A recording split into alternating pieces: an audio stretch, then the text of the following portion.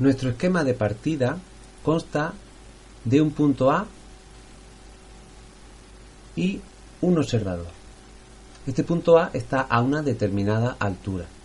La línea visual trazada desde el observador hasta el punto A sería esa.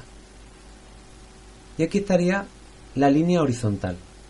De manera que tenemos aquí un ángulo alfa, que sería el ángulo de elevación bajo el cual el observador ve ese punto A. Como hemos dicho, este punto A está a una determinada altura, que sería la longitud de ese cateto del triángulo rectángulo.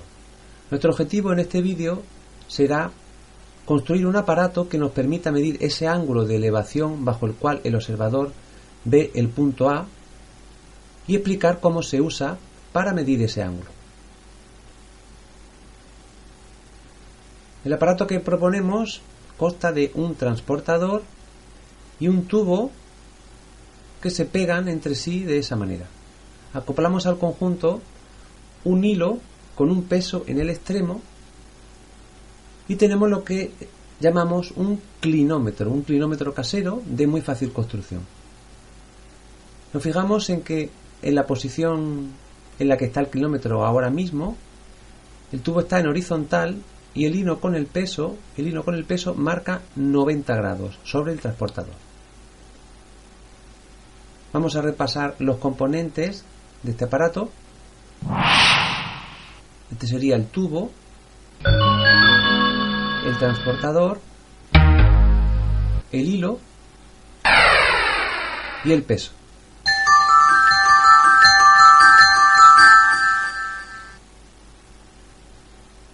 Este es nuestro clinómetro. Vamos a explicar ahora cómo usarlo para medir el ángulo que hemos dicho en un principio. Si aquí estaba el punto A y aquí está el observador, nosotros tenemos que girar el clinómetro hasta el punto en que el observador a través del tubo vea ese punto A. Esta sería la visual trazada desde el observador hasta el punto A y vemos cómo pasa a través del tubo del clinómetro.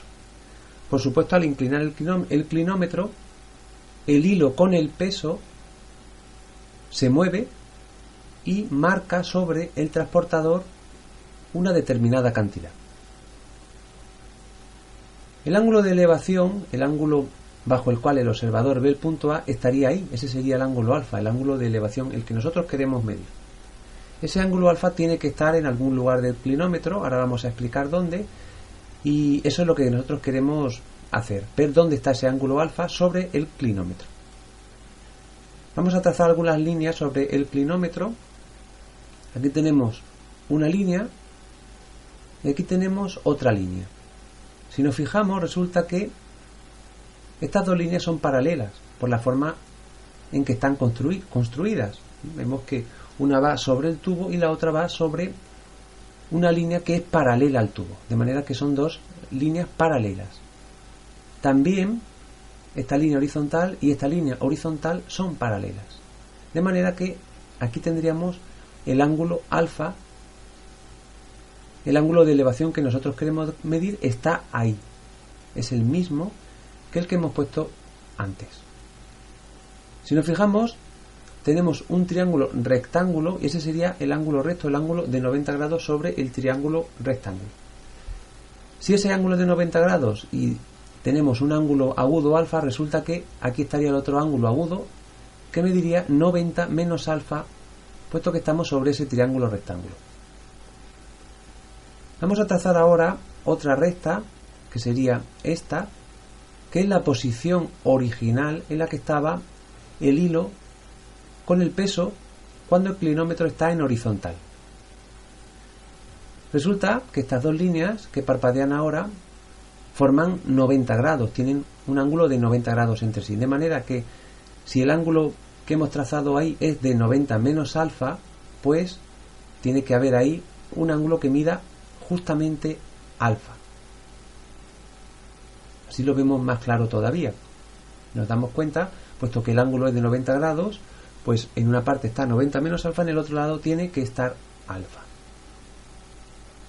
Bueno, después de esta explicación, si nos fijamos ahora, en qué marca el hilo con el peso que marca al medirlo sobre el transportador, nos damos cuenta de la medida que ya hemos explicado antes. Eso mide 55 grados en este caso. Resulta que esa medida, ese ángulo, sería el valor de este ángulo que parpadea, es decir, 90 menos alfa. O sea, el ángulo que aparece ahí es 90 menos alfa. Para poder encontrar el valor de alfa, lo que tendríamos que hacer es calcular 90 menos ese valor, 90 menos 55.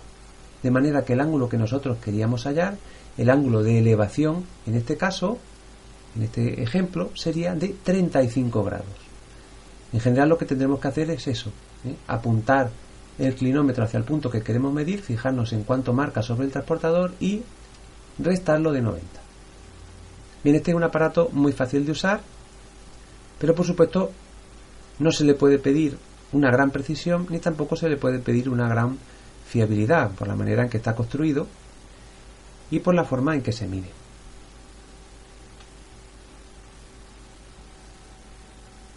Una vez explicado este clinómetro casero, que ya hemos visto lo fácil que es de construir y cómo podemos usarlo, vamos a ver pues más aparatos para medir ángulos. Algunos pues serán justamente el que acabamos de ver. Aquí tenemos varios ejemplos de clinómetros. Este primero y este segundo clinómetros pues son dos modelos como el que nosotros hemos explicado. Vemos que son como el que nosotros acabamos de explicar. Tienes el transportador, el tubo y el hilo con el peso. Aquí tendríamos un clinómetro que ya está montado sobre un trípode, lo cual le da más estabilidad y también tiene una manera de sujetarlo, de fijarlo, lo cual hace que ya pues sea un aparato más fiable, más preciso. Aquí tenemos un clinómetro en forma de pistola que es pues muy sencillo de usar. Simplemente apuntamos hacia el punto y esa aguja pues nos da también la medida del ángulo. Por último tenemos un clinómetro digital pues ya bastante más exacto, más moderno.